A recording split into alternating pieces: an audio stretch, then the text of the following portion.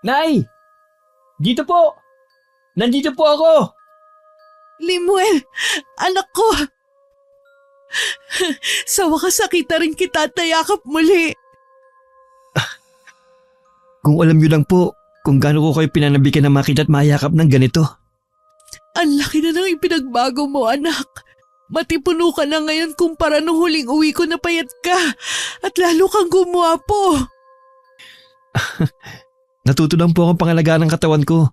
Tsaka, kanino pa ba ako magmamana ng kagwapuhan? Maganda kayo. Sobrang saya ko na sa wakas makakasama na kita ng matagal. Ako din po, Nay.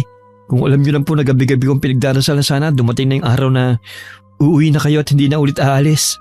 Natupad na, anak, ang dasal mo. Hindi na tayo magkakahiwalay pa. Tara na po, Nay. Ako lang po bahala sa mga bagahe niyo. Naghihintay na po sa atin si Chong. Kasama mo pala si Tino. Bakit hindi siya sumalubong sa akin? Sabi niyo po kasi sa sasakyan lang siya maghintay. Ganun ba? Sige, tara na. Sabik na rin ako makita ang Chong mo. Mahigit 10 taon din ako nagtrabaho sa Kuwait bilang OFW. Sa loob ng 10 taon na yon, 3 beses lang ako nakauwi para magbakasyon. Sa bawat pag-uwi ko nun, sinusulit ko talaga ang bakasyon para makasama ko ang nag-iisa kong anak na si Limuel. Anak ko siya sa pagkadalaga. Hindi ako pinanagutan ng ama niya dahil hindi boto sa akin ang pamilya niya. Mula kasi sa may kayang pamilya ang nobyo ko. At ako naman ay mula sa mahirap na pamilya. Hindi naging madali ang buhay namin noon. Lalo't nagdadalang tao ako kay Limuel. Kabi-kabilang pangungutsari na natanggap ko sa mga tao dahil sa pagdadalang tao na walang asawa. Dahil ulila na kami na nag-iisa kong kapatid na si Tino, tangi siya lamang ang naging karamay ko nung mga panahon na yun. Dahil ultimo mga kamag-anak namin, tinalikuran kami. Tingin nila sa amin ay magiging pabigat lang. Oras na humingi kami ng tulong sa kanila. Nagdesisyon akong ibenta ang lupang kinatitirikan ng bahay na minana pa namin sa mga magulang at lumipat ng ibang lugar. Naging sapat naman ang perang pinagbentahan ng lupa sa amin. Pero habang lumalaki nun si Limuel, mas naging mahirap para sa akin ang ibigay ang pangangailangan niya. Masakit man sa akin na iwan siya. Pikit mata kong tinanggap ang alok ng isang recruiter noon na pumunta sa ibang bansa para dun magtrabaho bilang OFW. 11 taon na nun si Limuel nang iwan ko sa kapatid ko na ng mga panahong yun ay iniwan din ng asawa para sumama naman sa ibang lalaki. Ate, maligayang pagbabalik. Kumusta ka na? Aba, parang pumayat ka yata ngayon ah. Okay naman, ate. Sadyang nagpapayat lang talaga ako. O bakit? May sakit ka ba? Wala naman. Medyo mataas lang ang sugar ko. Kaya kailangan bukasan ng kain ng kanin at matatamis. Yan pa naman ang hilig mo noon. Tuwing nagpapadala ko ng package lagi mong request sa akin mga tsokolate. Nagkakaedad na rin kasi, kaya marami na rin nararamdaman. Sayang, marami pa naman akong dalang tsokolate dito. Bawal ka na pala eh. Pwede naman siguro kung titikim lang. Ay naku, Chong, kapag bawal na talaga. Tama ang pamangkin mo. Pinagkakaisahan niyo naman ako mag-ina ha. Birong totoo yun. Ang mabuti pa sumakay na kayo para hindi tayo maibis sa traffic. Habang lula ng sasakyan paalis ng airport, nakadungaw ako sa labas ng bintana. Sa nakalipas na mga taon kasi, marami na rin ang nagbago sa paligid. Mas dumami ang mga gusali at establishmento. Ang pag-uwi sa sariling bayan ang isa sa kinasasabikan ko at ang makapiling muli ang anak kong si Limuel. Napasulyap ako sa anak ko na nasa unahang bahagi ng sasakyan. Si Tino naman ang nagmamaneho. Inayos ko na lang ang pagkakasandal ko para makaidlip ako kahit konting oras. Hindi kasi ako nakatulog ng maayos sa eroplano dahil sa matinding pananabik na sa wakas ay makakauwi na rin ako. Mahinang pagyugyug sa balikat ang nagpagising sa akin. Ang nakangiting si Limuel ang nabungaran ko. Bahagya pa akong uminat bago sinilip ang labas ng sasakyan. Nasa tapat na kami ng bahay na ipinagawa ko. Medyo makulimlim din ang paligid. Tila anumang oras ay babagsak ang ulan. Nahakot na ng kapatid ko ang mga bagahe ko. At ako naman ay saglit lang nagpahinga sa kwarto ko. Tinawag lang ako ni Limuel para sabihin kakain na. Umorder umano ang kapatid ko ng mga lutong pagkain para sa pagdating ko. Ang dami namang pagkain. May mga bisita bang darating? Wala po, Nay. Para sa inyo po ang lahat ng yan. Kain na po. Paborito niyo pong lahat ng in-order ni Chong. Sigurado raw kasi na yan ang namimiss niyo eh. Sinabi niyo pa. Yan nga talagang namimiss ko nung nasa ibang bansa ako. Meron naman doon na nabibilhan ng pagkain Pinoy. Pero iba talaga kapag nandito ka sa sariling bayan. Oh, ano pang iniintay niyo? Tara nang kumain. Salamat Tino ha. Nag-abala ka pa talaga. Wala yun. Hindi mo kailangang magpasalamat. Inabutan ako ni Limuel ng plato at kubyertos. Pinagsaluhan namin ng gabing yun ang masarap na handa nila sa akin. Dahil marami pa ang natira, ipinamigay na lang namin ang natira sa mga kapitbahay namin. Nang gabing yun hindi ako agad nakatulog. Lumabas ako ng kwarto para magpahangin sana. Sakto naman naabutan ko ang kapatid kong si Tino na nasa tapat ng bintana at nakatingin sa labas. Tila malalim ang iniisip nito. Lumingon siya sa akin at napangiti. Naninibago ka siguro, Teno. Ay, oo pero masasanay rin ako. Oo nga pala, salamat ha. Saan? Sa pag-aalaga mo kay Limuel habang nasa ibang bansa ako. Wala yun ate. Pamangkin ko si Limuel. Parang anak ko na yan. Sino pa ba ang titingin sa kanya dadalaw lang tayo magkapatid. Maiba nga pala ako. Hindi na ba talaga kayo nagkaayos ni Ingrid? Naku, hindi na eh. Kahit nga yung anak namin pinagdadamot niya sa akin. Anong ibig mong sabihin?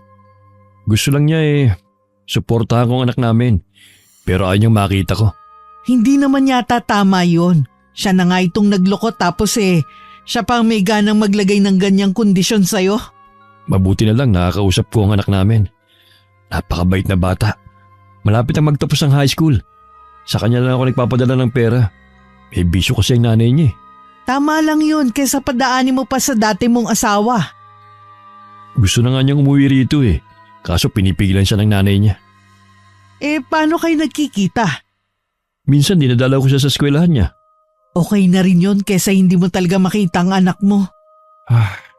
Oo nga ate. Maiba ko. Alam mo ba kung sino ang nobya ng anak ko? Nung nag-aaral yan, wala siyang nililigawan. Minsan nga tinutokso ko naman ligaw na.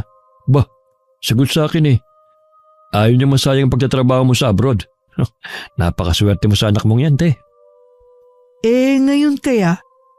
1 taon na rin naman siyang tapos mag-aral Meron siyang ikinukwento pero alam kong hindi niya kursunada. Bakit naman? Ang sabi niya hindi daw maganda Nakakahiya daw ipakilala sa'yo.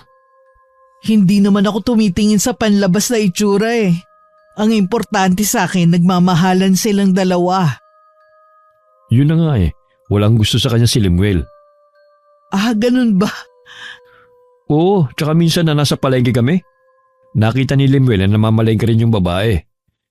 Taga-ibang barangay lang kasi yun Itinuro sa akin ng anak mo. Naku, hindi naman sa pamimintas ha. Kahit yata pangit hindi siya magugustuhan.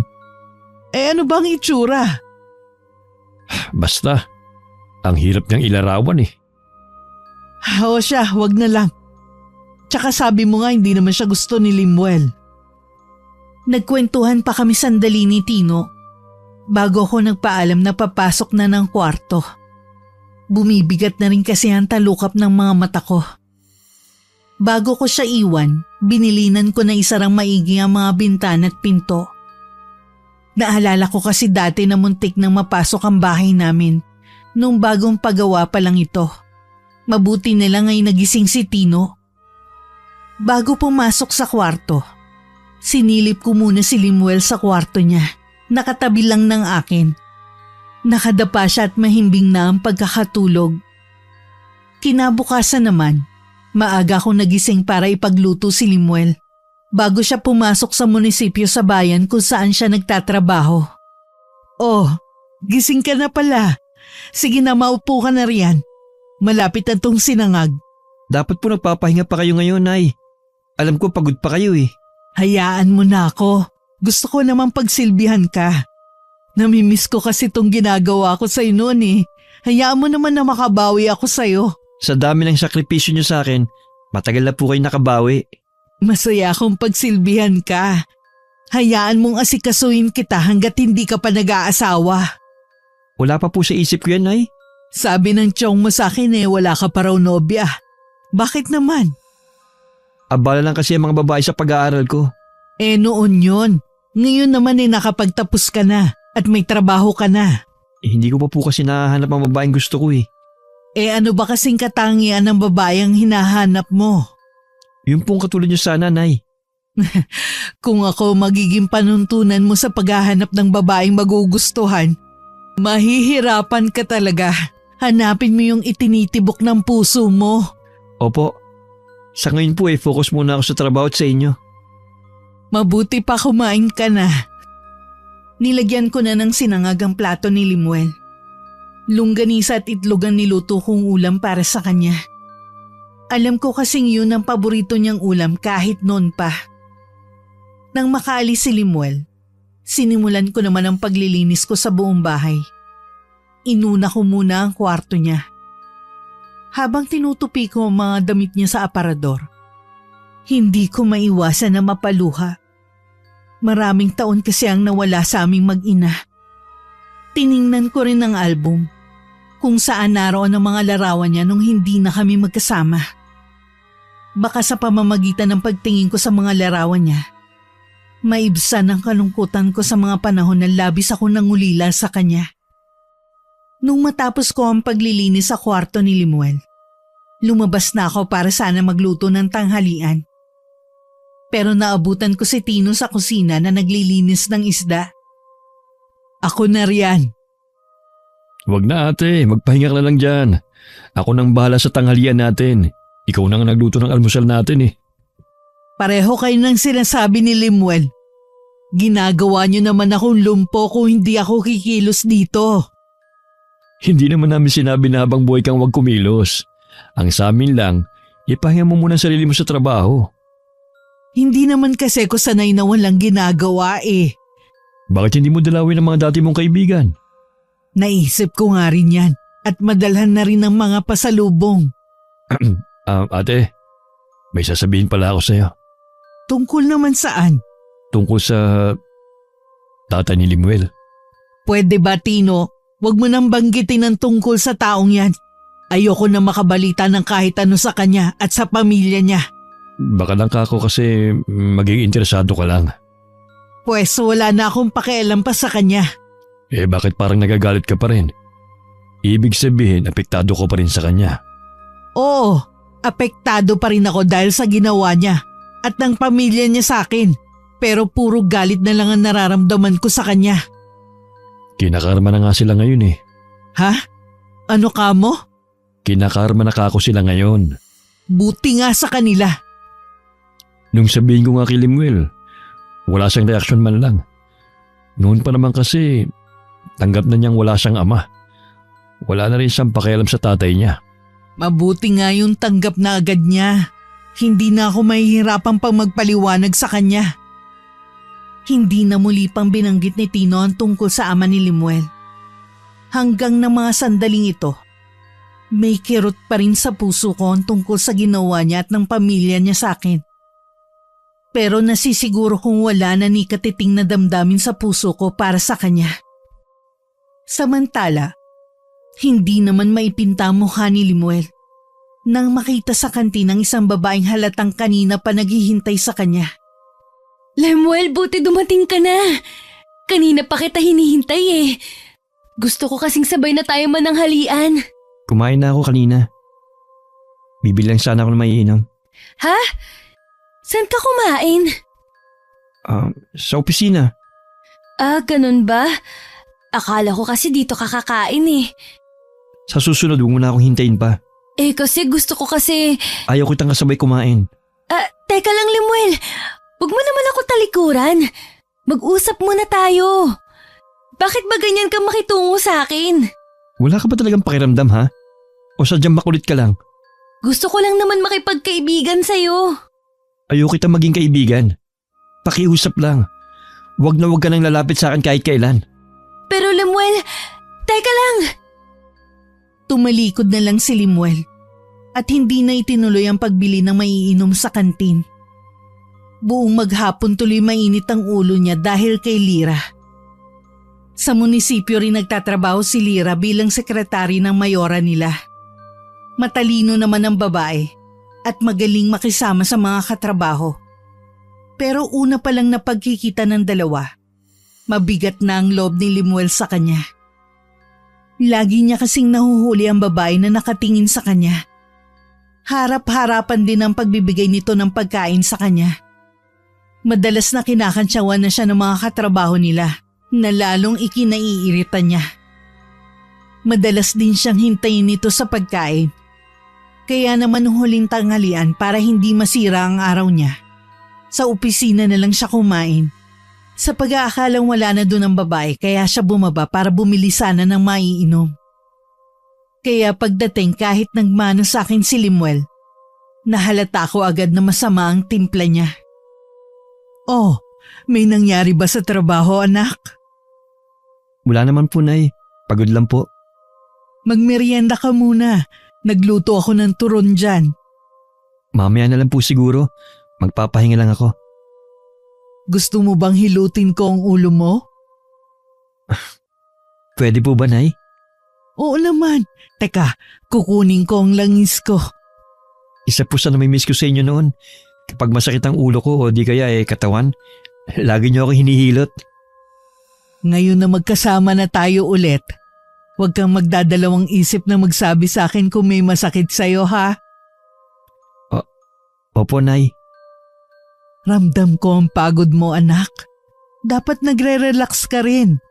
Naisip ko nga na mag-outing naman tayo ng tiyong mo. Gusto ko nga rin po yan, Nay. Kaso, ang dami ko pong trabaho sa munisipyo eh. Di sa ibang pagkakataon na lang. Kukulang po ako ng tiyempo. Alam niyo naman po na bago lang ako bilang municipal engineer. Kailangan ko pong magpakitang gilas kay Mayora. Naiintindihan ko naman. Natutuwa ako at ipinagmamalaki kita. Natupad mo kasi ang pangarap mo na maging engineer. Bata ka pa, yan talaga ang pangarap mo eh. Utang ko po sa inyo kung nasaan ako ngayon. Wala kang utang anak ko. Tungkulin ko bilang nanay mo na ibigay ang pangangailangan mo. Ay, ako nga may pagkukulang sa'yo. Hindi kita nabigyan ng buong pamilya. Hindi naman po kailangan magkasama ang mga magulang para masabing pamilya. Sapat na po sa akin na nandyan ka at si Chong. Napakaswerte ko talaga sa pagkakaroon ng anak na katulad mo. Kahit wala ako sa tabi mo, lumaki kang mabait na bata. Hindi ko po kasi nakakalimutan yung mga pangaral niyo sa akin. Kahit po madalas sa telepono lang tayo nagkakausap. Gusto ko kasing maramdaman mo na kahit milya-milya ang layo natin sa isa't isa. Parang nasa tabi mo pa rin ako. Seryoso at ang pinag-uusapan niyo mag-ina. Nagkukwentuhan lang kami para kahit papano mabawi namin ang mga panahon na magkalayo kami. Nabanggit mo ba tayo yung tungkol sa plano mong outing? Oo, kaya lang hindi pa alam ng anak ko kung kailan. Bago pa lang kasi siya sa trabaho niya Oo nga pala. Marami pa namang pagkakataon. Maganda rin kasi yon para makapag-bonding kayo mag-ina. Kapag po wala na masyadong trabaho, kukulang ako ng tiyempo at magpapalam ako kay Mayora. Tingin ko kailangan ko din talaga ng bakasyon Hindi ko lang sigurado pero pakiwari ko. May ibang bumabagabag sa anak ko. Ayoko naman siyang tanungin dahil baka masyadong personal. Umaasa na lang ako na siya rin ang kusang magtapat sa akin. Napansin kong madalas na nagiging bugnutin si Lemuel pagkagaling sa trabaho. Kaya naman hindi na ako nakatiis na mag-usisa sa kanya. Kasi punay, yung sekretara ni Mayora, nakakainis ng kakulitan Paano kang kinukulit? Sunod kasi ng sunod sa akin kahit saan ako magpunta. Lagi nagpapapansin sa akin. Minsan pati tuloy yung mga katrabaho namin tinutukso kami. May gusto ba siya sa'yo? Opo, kahit hindi niya direktang sabihin. Halata naman eh. Iwasan mo na lang siya. Pero maging maingat ka sa bibitiwang mong salita sa kanya. Alalahanin mo babae pa rin siya. Hindi na po ako nakapagtimpi. Sinabihan ko na siya ng masasakit na salita kanina. Ano? Anak naman. Pagod na nga kasi ako sa trabaho. Tapos may isa pang asungot na wala namang ginawa kundi ang magpapansin. Sana hindi ka nagpadala sa init ng ulo mo. Tapos na po yun, nasabi ko na eh. Bato na lang siya kapag hindi pa siya tinabla sa mga sinabi ko. Matanong nga kita, bakit ba ang init ng dugo mo sa babaeng yun? Makulit nga po kasi. Sabihin mo nga, yun ba yung sinasabi ng tiyong mo? Yung pangit na babae? Walang pangit na babae. Basta mabuti ang kalooban niya. Noong una po marespeto naman ako sa kanya. Kaso nga po ang kulit na. Napapahiya na ako sa mga katrabaho namin eh. Ay, sana nga huwag ka nga niyang guluhin pa. Ayoko namang nakikita kang nagiging bugnutin ng dahil lang sa babaeng yun. Nang mga sumunod na araw, palibasa ako lang naiiwan sa bahay. Dahil abala rin si Tino sa pamamasada ng jeep na ako rin ang nagpundar noon. Inabala ko na lang ang sarili ko sa pagtatanim ng mga halamang namumulaklak sa malawak na bakuran namin. Nung nagpagawa ako ng bahay noon, sinabi ko talaga na gusto ko may malawak na bakuran. Dahil plano ko magtanim talaga balang araw. Isa sa hilig sa pagtatanim ang namana ko sa yumao naming ina noon. Dahil pare-pareho kaming abala, nakalimutan ko rin ang huling pag-uusap namin noon ni Limuel tungkol sa babaeng tinutukoy nito. Hindi na rin kasi siya umuuwi na masama ang timpla. Katunayan nagyaya pa ang anak ko na kumain kaming 3 sa labas dahil sahod niya. Habang nga naghihintay kami ng mga in-order naming pagkain, kinumusta ko ang maghapon niya. Okay naman po, Nay. O ano, ginugulo ka pa rin ba ng babaeng yun? 1 linggo na po siyang wala. Ewan ko po kung umalis na o nasa bakasyon lang. Hindi kasi ako interesadong alamin. Tsaka bago pa siya umalis, hindi na rin niya ako pinapansin. Kaya pala parang hindi na mainit ang ulo mo. Hindi mo naman masisisi ang anak mo eh. Kahit sino naman sasama ang araw kapag ganong babae makita mo. O siya, wag na nga nating pag-usapan pa ang babaeng yun. Baka kung saan na naman mapunta ang usapan. Naging masaya naman ang hapunan naming 3. Kaya nga lang pakiramdam ko may nagmamasid sa amin ng mga oras na yun. Inilibot ko ang paningin ko pero abala ang mga naroon sa pagkain nila. Napailing-iling na lang ako at saka itinuon ang pansin sa pagkain. Hanggang makauwi kami, dama ko yung pakiramdam na tila may lihim na nagmamasid sa amin. Bakit po, Nay? Kanina ko pa napapansin na para kayong hindi mapakali. Naninibago lang siguro ko. Hindi na ako sanay ng maraming tao. Ganun po ba? Dalasan na lang po natin ang pagkain sa labas. O sige anak, yun na rin ang bonding nating 3. Nang gabing yun, nanatili lang akong nakatitig sa kisame ng kwarto ko. May kung anong bumabagabag sa akin na hindi ko naman maipaliwanag. Pinagsawalang bahala ko na lang ang bagay na yun. Baka nga tama ang anak ko at kapatid. Naninibago lang ako sa pagbabalik ko. Matulin na lumipas ang mga araw. Nahuwiwili na ako sa pag-aalaga ng iba't ibang mga halaman. Minsan dumadayo pa ako sa ibang lugar para mamili lang ng mga halaman na aalagaan ko. Aba ate, balak mo ba magbenta ng mga halaman? Napakarami naman yan ah. Nako hindi. Gusto ko lang alagaan ang mga to. Naalala ko tuloy ang nanay natin. Mahilig din sa mga halaman yun eh. Ay, sinabi mo pa. Sayang nga lang maaga silang kinuha sa atin. Huwag na nga natin silang pag-usapan. Nalulungkot lang ako. Wala ka bang pasada ngayon? Wala ate, bukas pa ako mamamasada. Magkikita kasi kami ng anak ko eh. Ah, ganun ba? Kaya pala bihis na bihis ka ngayon ah. O paano, aalis na ako. O sige, mag-iingat ka. Sinusundan ko pa ng tanaw ang kapatid ko habang palayo ang sinasakyan nito.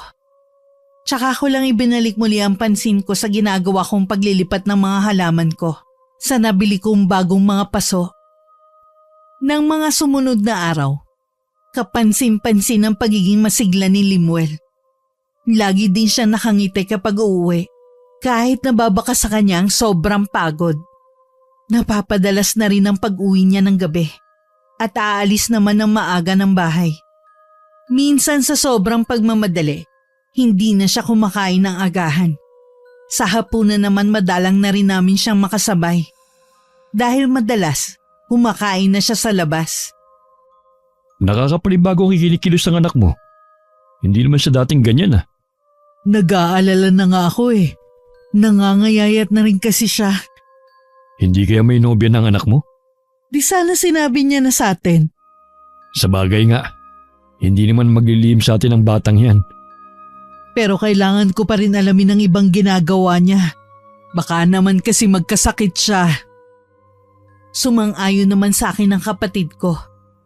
Nang araw na yun, hinintay ko ang pagdating ni Limuel galing trabaho. Nakakaramdam na ako ng antok pero hindi pa rin siya dumarating. Pasado 11:00 na nang makarinig ako ng pumaradang sasakyan sa labas ng bahay. Agad akong tumayo sa pagkakaupo sa mahabang upuan. Hinintay ko na pumasok si Limuel.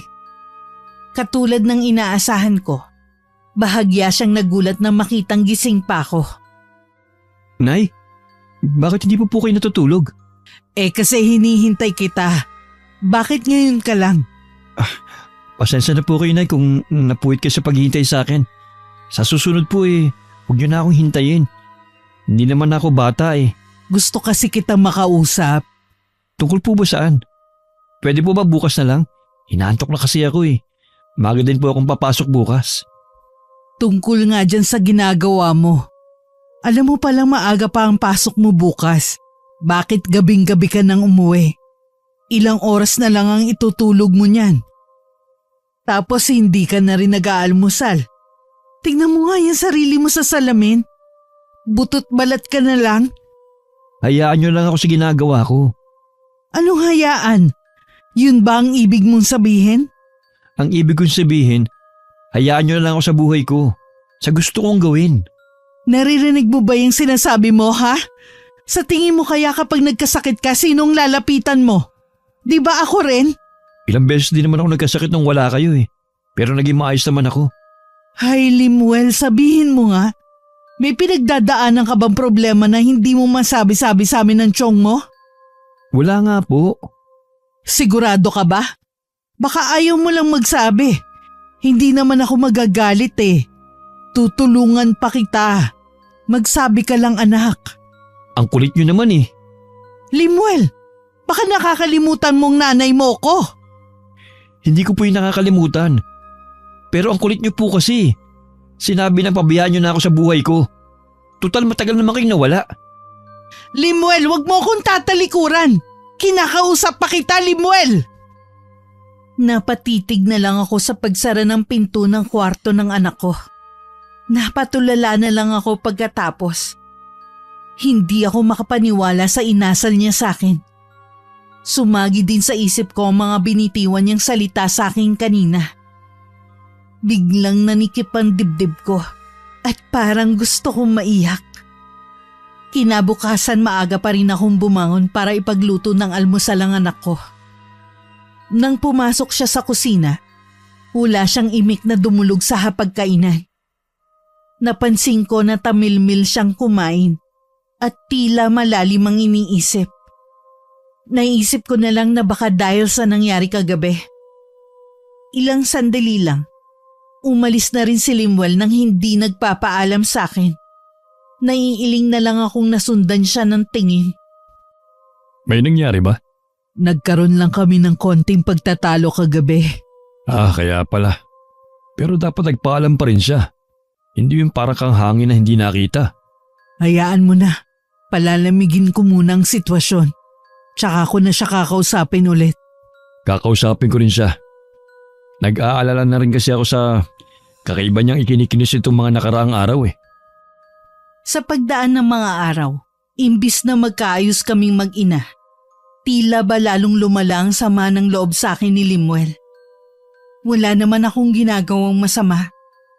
Pero tingin ko ba lahat ng pag-aasikasong ginagawa ko sa kanya ay mali sa paningin niya? Dumaan ang mga araw na tuluyan na akong hindi pinapansin ng anak ko. Kahit si Tino ay pabalang na rin sinasagot ni Limuel. Nung minsan tanungin kung ano ang problema niya. Wala nga sabi akong problema eh. Ba't ba ang kulit nyo? Umayos ka. Tinatanong lang kita. Talagang tatamaan ka sa akin kahit nandiyan pa nanay mo. Sige, subukan mo. Tama na, Tino. Hayaan mo na lang siya. Sige na, Limuel, pumasok ka na sa trabaho mo, baka mahuli ka pa. Pagsabihin mo kasi ang kapatid mo. Akala mo kung sino siya eh. Talagang Huwag mo nang patulan. sumusobra na yung anak mo ha. Kung hindi mo kayang suhetuin, akong gagawa para sa'yo. Hayaan mo na lang muna. Anong hayaan? Kita mo kung paano sumagot-sagot eh. Dati ba may pagkakataon na ganyang sumagot si Limuel? Yun ang pinagtataka ko eh. Bakit siya umaasta ng ganyan? Dati naman siyang hindi ganyan eh. Kailangan kong alamin kung bakit nagkakaganon ang anak ko, Tino. Gumanda lang ang araw ni Limuel nang magkita sila ng tanghalian ni Lira sa kantin. Nang makita sila ng mga katrabaho nila, ang iba ay bumakas ang matinding pagtataka at ang iba ay hindi maiwasang magtaas ng kilay sa nakikita sa kanila. Umorder lang ng pagkain si Limuel para sa kanila at ibinalik na niya ang kanyang atensyon sa babaeng kaharap na ngayon ay nobya na niya. Nagniningning din ng mga mata ni Lira at hindi mabura-bura ang ngiti sa labi. Ikaw lang ang pinakamagandang babae para sa akin. Mangako ka na kahit na kailan, hindi ka titingin sa ibang lalaki. Oo naman. Ikaw lang ang lalaki sa buhay ko. Patawarin mo rin ako sa hindi magandang trato ko sa'yo noon. Hayaan mong bumawi ako sa'yo. Sabi ko naman sa'yo, matagal na kitang pinatawad. Alam ko naman na sulsulan ka lang ng tiyuhin mo. Huwag kang mag-alala. Hindi ko sila papakinggan kahit anong mangyari. Sa'yo lang ako makikinig at susunod na parang alipin. Talaga ba? Sa akin ka lang susunod? Oo naman. Ganun kita kamahal. Eh kung totoo yan, gusto ko na sanang lumagay sa tahimik na buhay. Total, nasa hustong gulang na naman tayo eh. Sabihin mo lang kung kailan. Kahit sang simbahan, pakakasalan kita. Kahit hindi na sa simbahan, kay Mayora nga lang eh. Okay na sa akin. Ang gusto ko lang naman, magkasama tayong habang buhay. Yun din ang gusto ko. Ang wag na tayo maghiwalay pa. Kung alam mo lang na kulang ang oras na magkasama tayo rito. Pag uwi ko, ikaw pa rin ang laman ng isipan ko. Kaya nga, magpakasal na tayo sa lalong madaling panahon para lagi na tayong magkasama. Kung ganon, aayusin ko na mga kakailanganin natin sa kasal. Lalong lumawak ang pagkakangiti ni Lira sa narinig na sinabi ng anak ko. Ang mga nakarinig naman sa usapan nila ay hindi makapaniwala na maririnig yun kay Limuel. Punong-puno rin sila ng pagtataka sa ikinikilos niya. Hindi naman kasi kaila sa buong building kung gaano niya kinaiinisan si Lira. Alam nilang may mali pero hindi naman nila matukoy kung ano.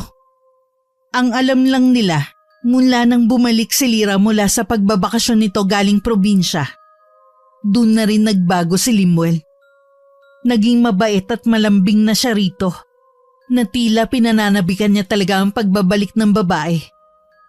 Dahil sa nangyari kay Limuel, wala akong ganang gumawa ng kahit ano sa bahay. Hindi ko na rin masyadong naaalagaan ang mga halaman ko. Ayoko sanang gawin ng isang bagay na matagal ko nang nilimot. Pero tingin ko yun lang ang paraan para matulungan ko ang anak ko. Ate, akala ko makakalimutan mo na yung gawain mong yan. Bakit inilabas mo na naman yung kahon na yan? Wala naman akong planong manakit eh. May kailangan lang akong gawin para malaman ko ano bang nangyayari kay Limuel. Baka may pinagdadaanan lang ang anak mo. Baka pagod lang sa trabaho. Hindi, Tino. Bilang ina, nararamdaman kong may hindi tamang nangyayari kay Limuel. Ano sa tingin mo nangyayari sa kanya? Hindi ko alam pero nararamdaman ko na merong itim na mahika na kumokontrol sa kanya. Kinukulam ba si Limuel? Hindi siya kinukulam. Meron lang ginawa sa kanya para maging sunod-sunuran siya sa taong yun. Pero sino kayang gagawa nun? Hindi na muna mahalaga kung sino siya. Kailangan ko munang matulungan ang anak ko na makawala sa taong yun. Nang araw na yun hindi umuwi si Limuel. Hanggang inabot na ng 3 araw. Sa labis kong pag-aalala, nagpasama ako kay Tino sa munisipyo kung saan nagtatrabaho si Limuel. Ngunit ni isa sa kanila ay walang alam kung nasa ng anak ko. Maging sila man ay nagtataka daw sa naging pagbabago sa ugali nito. Wala na raw makalapit pa dito dahil lahat kagalit. Wala kaming pagpipilian kundi umuwi na muna sa bahay. Kaya ganun na lang ang gulat namin na madatnan namin si Limuel doon. Limuel, bakit ngayon ka lang umuwi? Sobrang nag-aalala kami sa'yo. May importante lang po akong inaasikaso. Aalis din po kagad ako. Ha? Pero kararating mo lang ah. May importante nga akong inaasikaso eh. Ano ba yung inaasikaso mong importante ha? Basta po, kailangan ko nang umalis. Hindi ka aalis hanggat hindi mo ipinapaliwanag kung ano ba yung inaasikaso mo. At kailangan mo pang mawala ng ilang araw. Para kang walang kasama sa bahay ah. Ano kami ng tiyong mo? Tau-tauhan mo? Nasa hustong gulang na ako. Eh ano ngayon? Nanay mo pa rin ako. Karapatan ko malaman ang mga pinagagagawa mo. Tsaka ano yung nasa envelope na yan? Bitiwan niyo po yan. Wala kayong… Teka, ano tong mga dokumento na to? Saan mo gagamitin? Ate, mukhang nagbabalak na magpakasal ng anak mo. Ano? Kaya ba sinasabi mong nasa hustong gulang ka na? Opo, at hindi niyo ako mapipigilan. Hindi ka naman pinipigilan eh. Pero bakit kailangan mong ilihim? Hayaan niyo lang ako sa gusto ko. Hinahayaan ka naman namin eh. Hindi ko lang maintindihan kung bakit hindi mo sinasabi na may bala ka na palang mag-asawa. Ipakilala mo sa amin ang babaeng yan. Hindi po maaari. Tiyak naman natututol kayo eh. Bakit naman kami tututol? Kung nagmamahalan kayo, walang magiging problema sa akin. Yung babae na ba yan ang dahilan ng bigla mong pagbabago?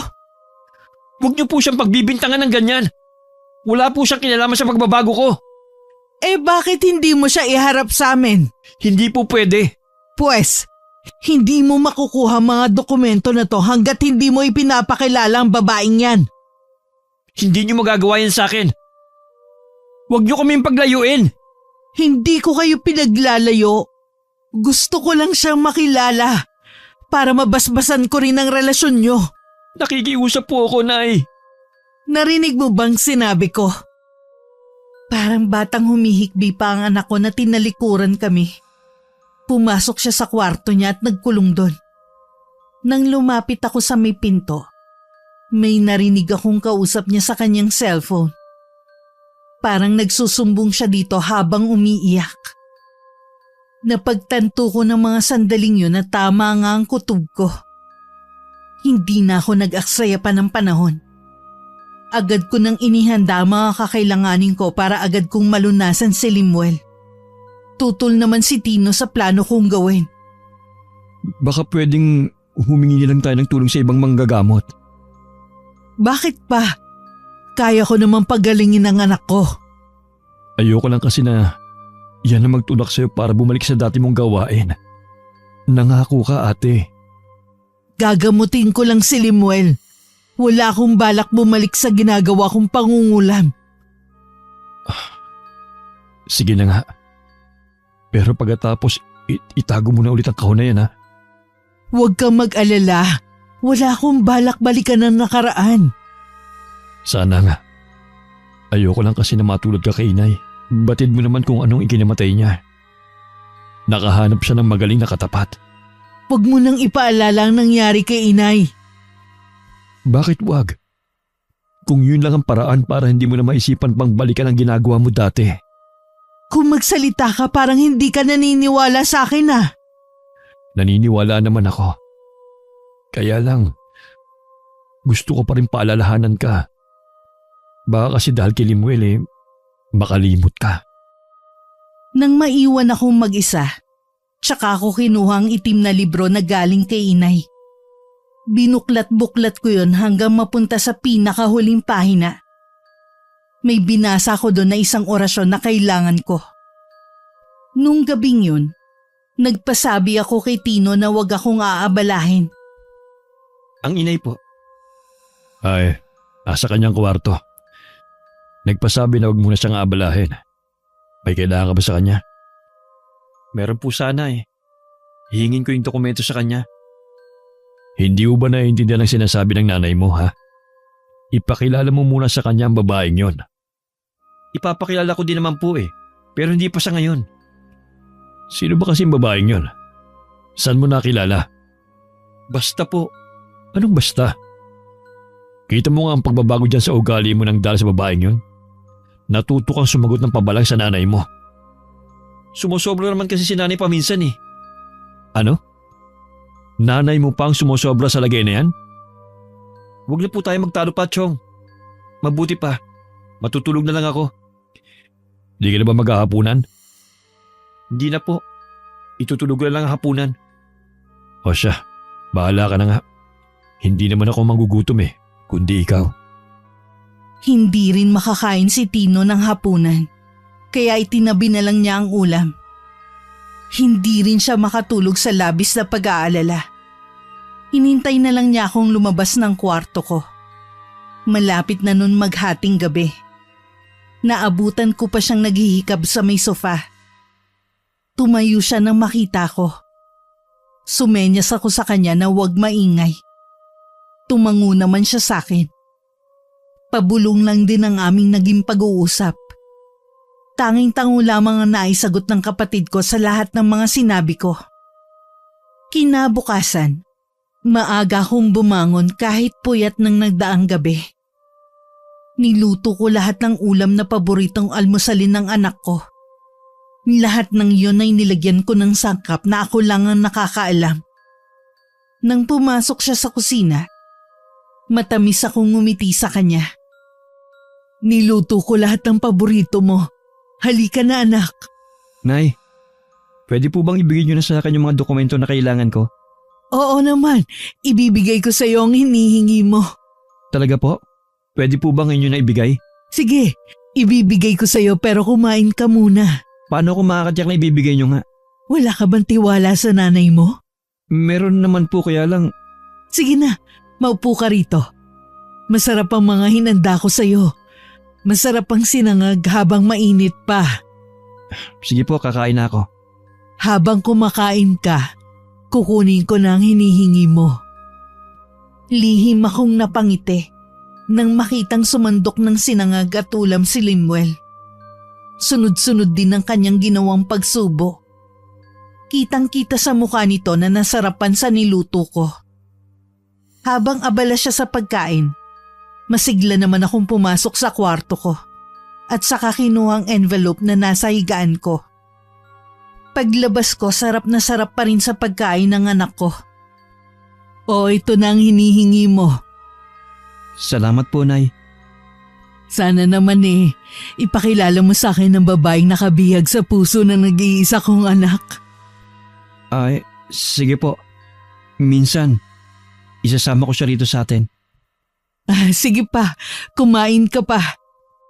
Habang pinagmamasdan ko si Limuel, sari-sari ang pumapasok sa utak ko. Ilang sandali lang, umayaw na ang anak ko sa pagkain niya. Nagpaalam na siyang papasok sa trabaho. Nilapitan ko siya at saka dinampian ng halik sa noo. Isang bulong ang ginawa ko pagkatapos.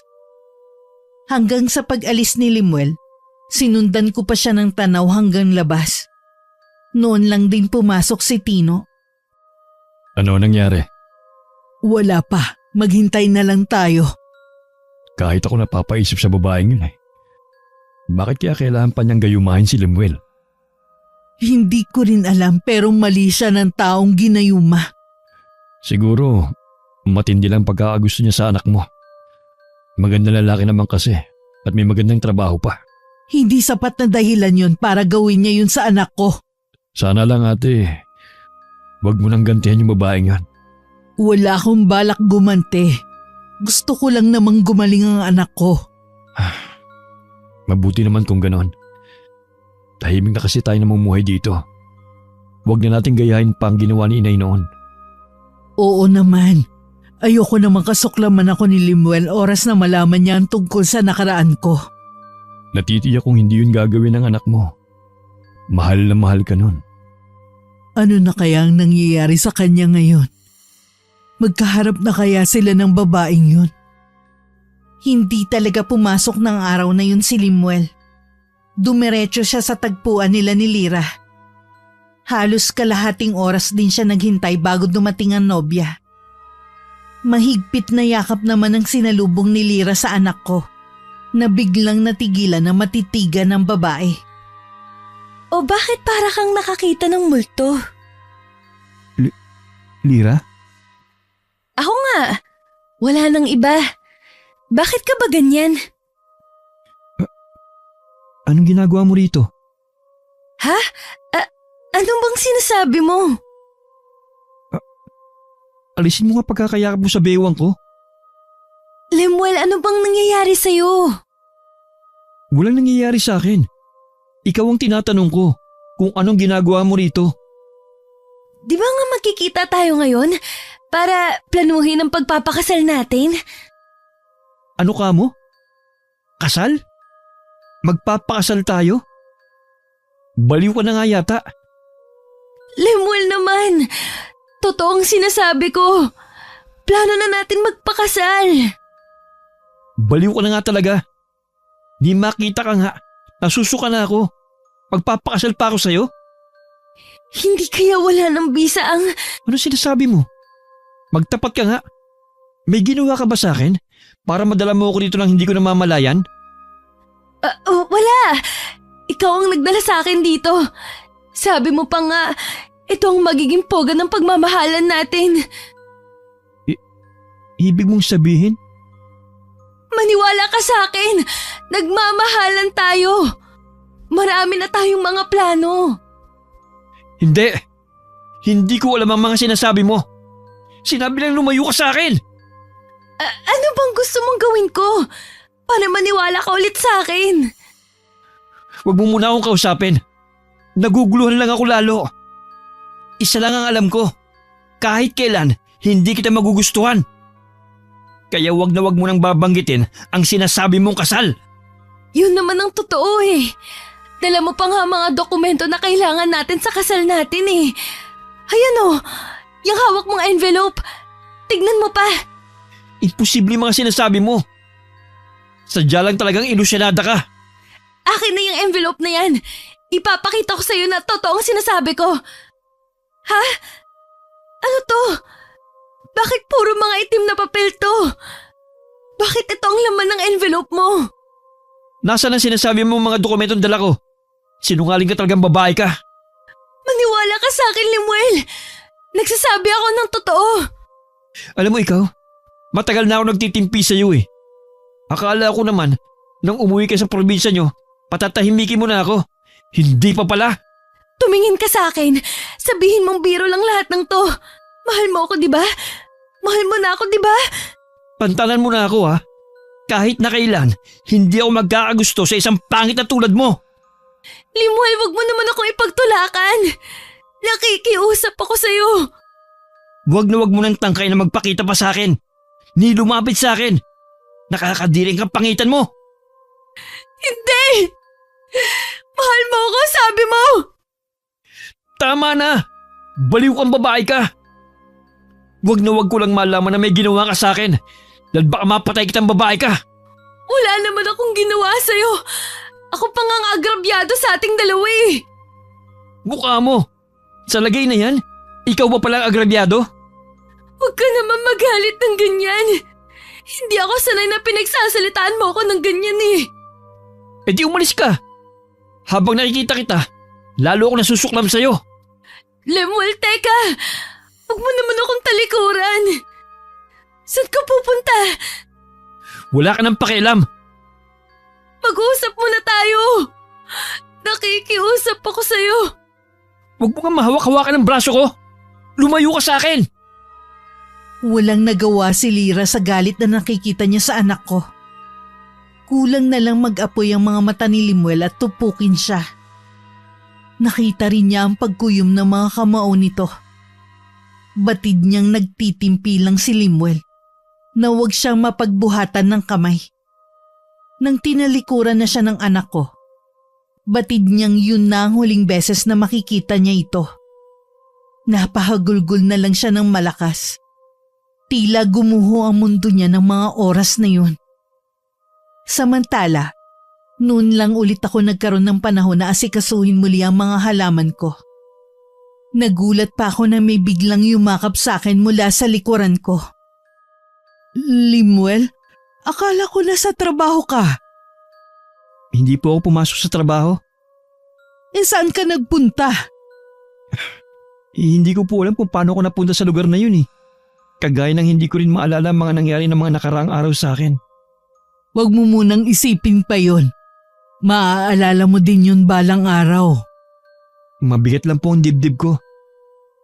Pakiramdam ko may nagawa ko sa inyo na pagkakasala. Meron po ba, Nay?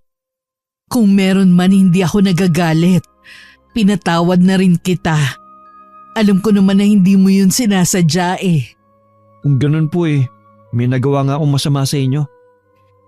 Kalimutan mo na yun. Ang mabuti pasaluhan mo na lang ako magmerienda. Sige po. Bumalik na ulit ang samahan naming mag-ina. Parang masamang panaginip lang ang nangyari nun sa anak ko. Pumasok na rin siya agad sa trabaho. At doon niya nalaman ang mga ginawa sa kanya ni Lyra. Marami ang nagkwento sa kanya kung paano sila naging malapit ni Lyra. Umaasta raw na para silang magnobyo. Malimit din umano siyang magalit sa mga taong nagsasabing pangit ang babae. Sa mga narinig sa mga katrabaho, doon niya na sigurong meron ngang ginawa sa kanya si Lyra. Hindi lang niya matukoy kung ano. Nang araw na yun, hindi pumasok si Lyra at maging ng mga sumunod na araw na hindi na ipinagtaka ni Limuel. Mas ginusto na rin niya yon para hindi na laging masira ang araw niya. Nang mga sumunod na araw, akala ni Limuel wala na siyang problema. Pero nagising siyang inaapoy ng lagnat. Nagkaroon din ng pantal-pantal na pula ang kanyang balat. Para yung mamaso sa bata. Mabuti pa eh, pumunta muna ako sa butika para bumili ng gamot. Hindi gamot ang kailangan ng anak ko, Tino. Anong ibig mong sabihin? Gustuhin ko mang kalimutan ng madilim kong nakaraan. Tila hindi sumasang-ayon ang mga pangyayari. Huwag mong sabihin na kinukulam si Limuel. Oo, Tino. Oras na gumaling ang anak ko, ibabalik ko sa taong yun ang binigay niyang kulam sa anak ko. Bakit ba hindi tayo tantanan ng mga ganitong problema? Dahil yun na ang nakaguhit sa ating kapalaran. Hindi ba pwedeng gamutin na lang si Limuel? Pero huwag ka nang gumante. Hindi maaari. Hindi ko palalampasin ang ginawa niya sa anak ko. Hindi ka ba natatakot na maaaring matulad ka sa ating ina? Paano si Limuel kapag may masamang nangyari sa'yo? Magkaiba naman kami ni inay. Siya ginawa niyang hanap buhay ang pangungulam noon. Ako naman, gusto ko lang gumanti sa taong kumulam sa anak ko. Sana magbago pa ang isip mo. Walang mabuting maidudulot kasi ang paghihigante. Nang maiwan akong mag-isa, sinimulan ko na ang paggagamot kay Limuel. Pilit ko rin inaalam kung sinong nasa likod ng pangungulam sa kanya. Pero may itim na kapangyarihan na humaharang para makilala ko siya. Hindi ko alam kung hindi na ba ganun kabisa ang kakayanan ko sa pangungulam. O sadyang malakas lang ang nasa likod ng pangungulam kay Limuel. Buong gabi kong ginamot ang anak ko. Halos maubos din ang lakas ko sa katawan. Nakahinga lang ako ng maluwag nang makita kong nawala na ang pantal-pantal niya sa katawan. Bumalik na rin sa normal na temperatura ang katawan niya. Kumusta si Limuel? Maayos na ang lagay niya. Kumain ka muna. Ininit ko na ang pagkain. Kagabi ka pa walang kain eh. na hindi ka umiinom ng tubig.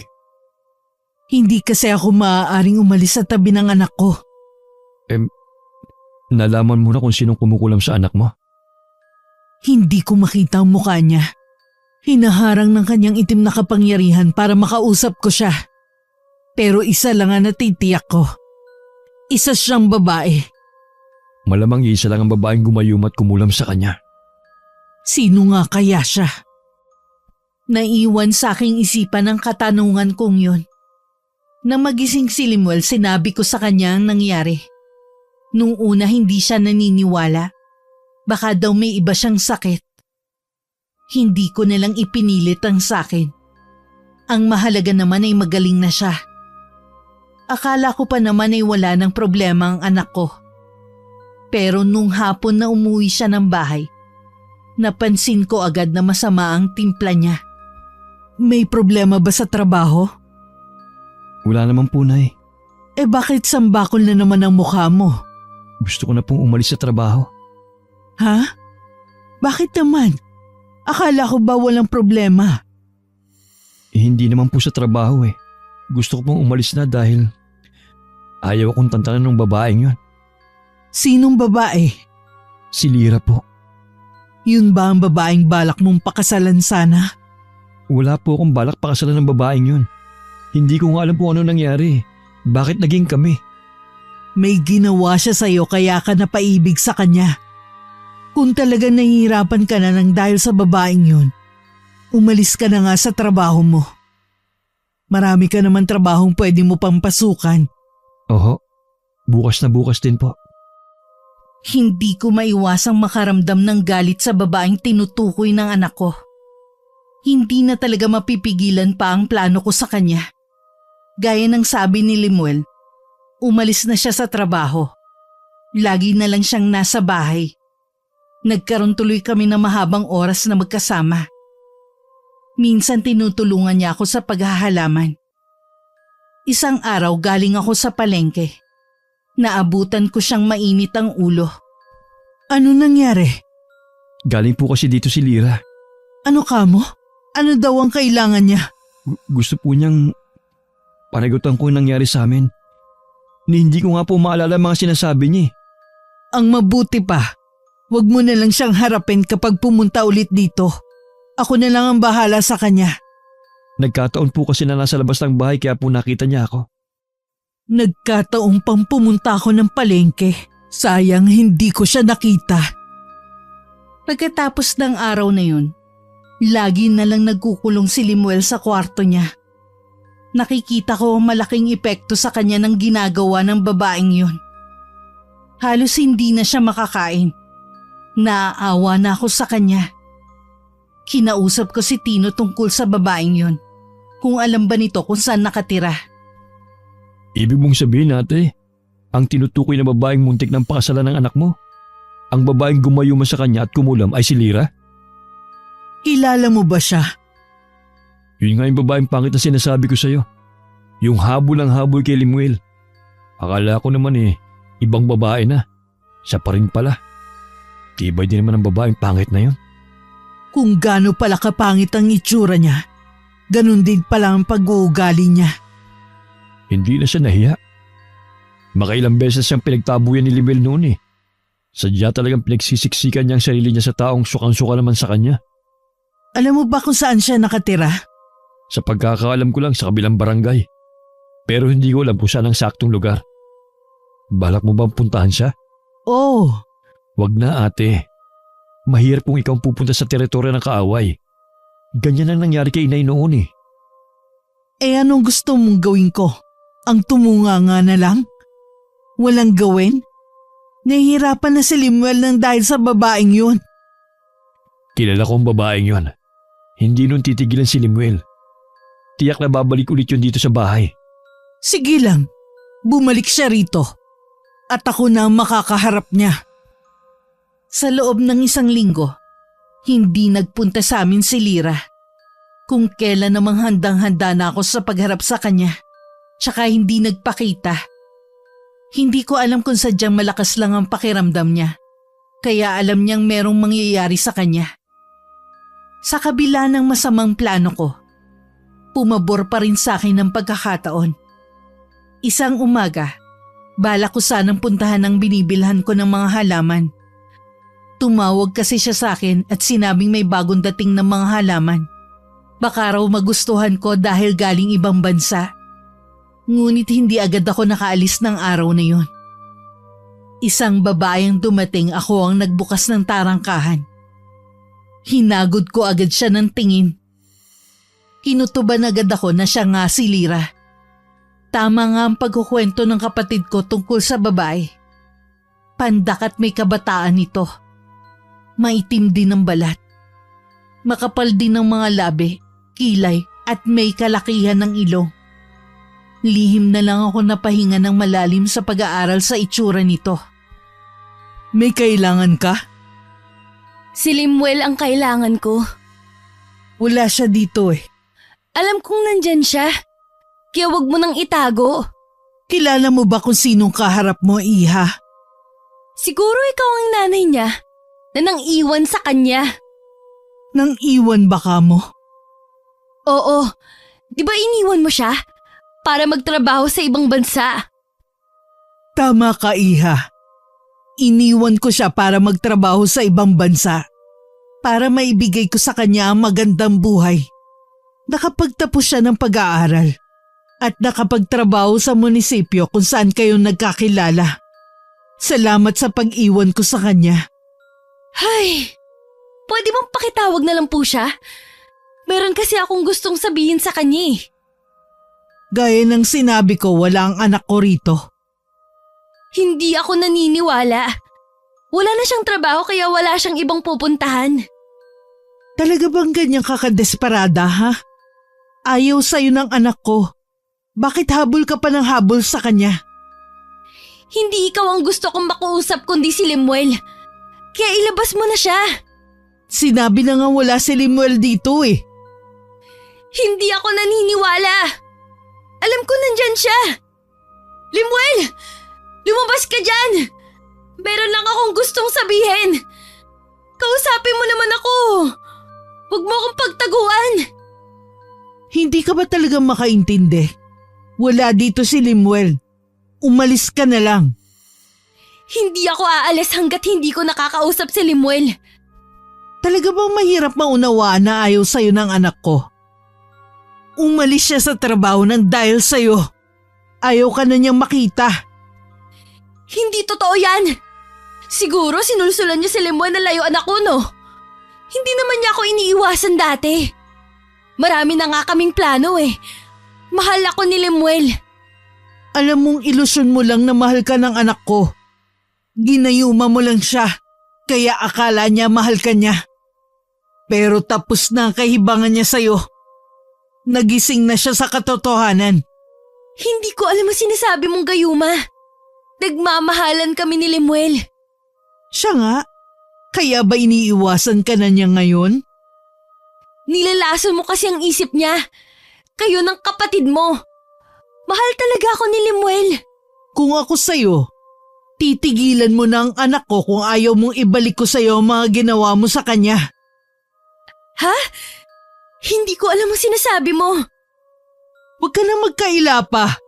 Ginayuma mo siya nung una. Nang hindi ka magtagumpay, hinulam mo naman ang anak ko.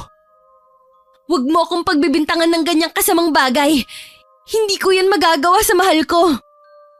Eh bakit ka namumutla? Sino pa naman ang hindi matatakot sa mga sinasabi mong matanda ka? Ngayon alam ko na kung bakit hindi ka magustuhan ni Limuel. Maliban sa pangit ka na, pangit din ang pag-uugali mo. Anong sinabi mo? Hoy! Anong ginagawa mo rito, ha? Wala ka talagang modo. Nanay ni Limuel ang kaharap mo. Isa ka pa! Umalis ka na. Bawal dito ang pangit.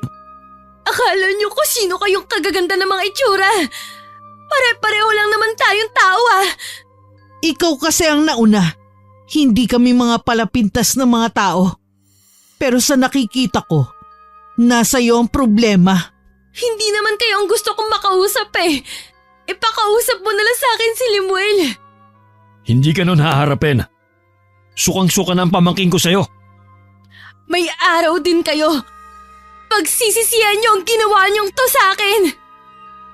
Huwag mo kaming pagbabantaan, Iha, sa sarili naming pamamahay. Hindi mo kami kilala. Baka bumalik sa'yo ang mga binibitiwan mong salita.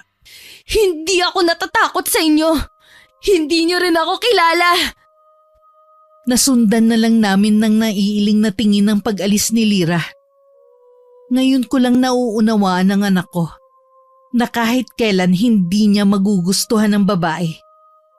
Si Tino na nagsara ng gate.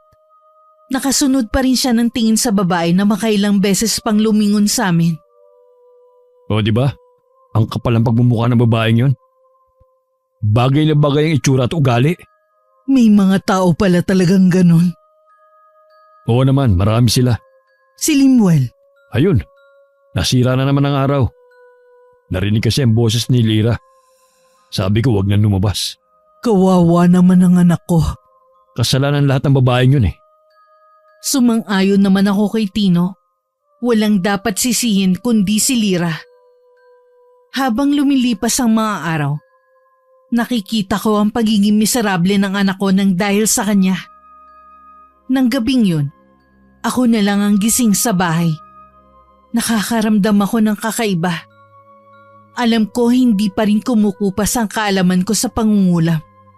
Dama ko na may mga matang nagmamasid sa amin.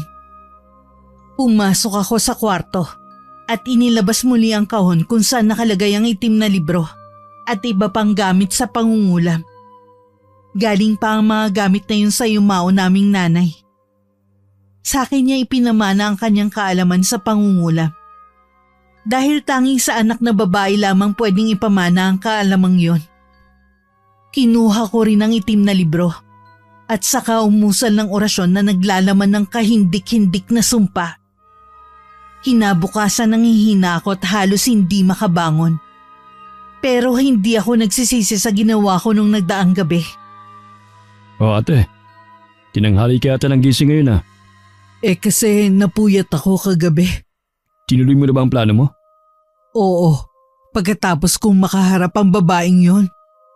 Siya nga pala, nagpaalam si Lemuel na makikipagkita sa kaibigan niya. Hapon na raw siya uuwi. Mabuti nga't nang hindi na siya nagmumukmok dito sa bahay. Yun nga ang sabi ko sa kanya eh. Oh, ate, okay ka lang? Medyo nahihilo lang ako. Anong oras ka ba natulog kagabi? Umaga na halos. Tsaka malaki ang nawala sa aking lakas. Tigilan mo na kasi ang ginagawa mo. Ipaubahin na lang natin sa Panginoon ang lahat. Gusto ko lang turuan ng leksyon ng babaeng yon. At para tigilan na rin niya si Limuel. Sa ginawa mo, baka tigilan na nga niya ang anak mo. Sa ginawa kong kulam sa babaeng yon, titigilan na talaga niya si Limuel. Hindi ako papayag na masira ang buhay na nag-iisa kong anak nang dahil sa kanya. Gabi-gabi ko pa rin ginagawa ang orasyon sa kwarto ko. Kailangan ko kasing ulit-ulitin yun para mas mabisa ang epekto nun sa babaeng yun. Isang araw habang nasa bakuran ako at naglilipat ng mga bagong bili kong halaman sa mga paso, dumating si Limuel. Hindi na ako nagulat sa ibinalita niya sa akin. Wala siyang kaalam-alam na ako ang nasa likod ng lahat ng yun. Dapat nga matuwa ka sa nangyari sa babaeng yun. Parang nakaganti ka na rin. Kahit po marami siyang ginawang hindi maganda sa akin, hindi ko po gugustuhin na magkasakit siya ng malubha. Isipin mo na lang na bumalik lang sa kanya ang mga ginawa niyang kasamaan. Oo nga po, hindi ko kailangan makonsensya. Hindi naman ako may gawa nun sa kanya eh. Nasa na daw si Lyra? Sabi ng kaibigan niya, sinubukan daw nilang dalhin sa ospital pero tumanggi. Minsan kasi hindi lahat ng sakit kayang gamutin ng doktor. Baka alam niya yun. Ano pong ibig niyo sabihin, Nay? Wala. Mabuti pa kalimutan mo na ang babaeng yun. Opo, Nay. Oo nga po pala. Nakausap ko yung dati kong kaklase. May bakante daw sa pinagtatrabahuhan niya. Pwede ko raw subukan mag-apply doon. Talaga? Aba, magandang balita yan. Ano ang desisyon mo? Susubukan ko po, Nay. Sayang naman po eh. Tsaka, naiinip na rin po ako rito sa bahay. Tama yan kesa magmukmuk ka dito sa bahay. Ipagdadasal ko na matanggap ka sana agad. Salamat po, Nay. Natanggap naman agad si Limuel sa inaplayan niyang trabaho. Medyo malayo nga lang at kailangan maaga siyang umalis ng bahay at gabi na rin nakakauwi. Ayos lang naman yun. Para hindi siya nadadatnan ni Lira na patuloy pa rin sa pagpunta sa bahay. Katulad ng araw na yun. Naiiling na lang si Tino habang nakatanaw dito sa labas ng bakod namin. May sakit na nga. Sige pa rin ang punta rito. Ayaw niya talagang sumuko ah. Ang tindi naman ang tama niya sa anak mo. Na kay Limuel na kasi ang mga katangian na hinahanap ng isang babae. Kaya maswerte ang babaeng mamahalin ng anak ko. Ako na lang haharap sa kanya. O sige, marami pa kasi akong gagawin eh. Sumabay na ako sa paglabas ng bahay kay Tino. Dumiretso ako sa mga halaman ko. Samantalang siya, nilapitan si Lira na may takip pa ng tela ang buong mukha. Malapit lang naman sila sa pwesto ko, kaya rinig na rinig ko pa rin ang kanilang pinag-uusapan. Bakit nandito ka na naman ha? Gusto kong makausap ang nanay ni Limuel. Ano ang kailangan mo sa kapatid ko? Bakit hindi siyang lumapit sa akin? May ginagawa siya. Kaya sa akin mo lang sabihin ang pakay mo. Nakikiusap ako sa'yo. Siya ang gusto kong makausap. Hindi ko alam ang sinasabi mo. Aba, marunong ka na makiusap ngayon? Hindi naman ako magtatagal eh. Hindi ko kasi alam kung gusto kanyang kausapin eh. Sige na, kakausapin ko na siya, Tino. O sige, pero dito lang ako. Baka mamaya kung ano naman ang sabihin ng babaeng yan sa'yo eh. Ano bang kailangan mo sa akin? Alam kong ikaw ang bigawan nito sa akin. Hindi ko alam ang sinasabi mo. Huwag ka nang magsinungaling pa. Alam mong kasalanan sa Diyos ang ginagawa mo. Kasalanan ba ka mo sa Diyos? Yung ginawa mo sa anak ko, hindi ba kasalanan sa Diyos? Wala akong intensyon manakit ng tao. Gusto ko lang naman makuha ang puso niya eh. Yun lang ang intensyon ko. Hindi katulad mo. Gusto mo akong magdusa. Walang magulang na gustong masaktan ng kanilang anak. Kapag naging ina ka na rin, tsaka mo ko maiintindihan. Kahit ano pang dahilan mo, mali pa rin ang ginagawa mo. Kaya ka lang nagpunta dito para sabihin ng mali ko. Hindi. Nandito ako para makiusap, magmakaawa o kung kinakailangan na lumuhod sa harapan mo. Tanggalin mo na ang sakit na ibinigay mo sa akin. Paano kung ayoko? Nagmamakaawa ako sa'yo. Kung gagawin ko yung sinasabi mo, ipinapangako mo ba na hindi ka na ulit magpupunta rito? Hindi mo naguguluhin ang anak ko? Oo, pangako. Kung ganun, umuwi ka na.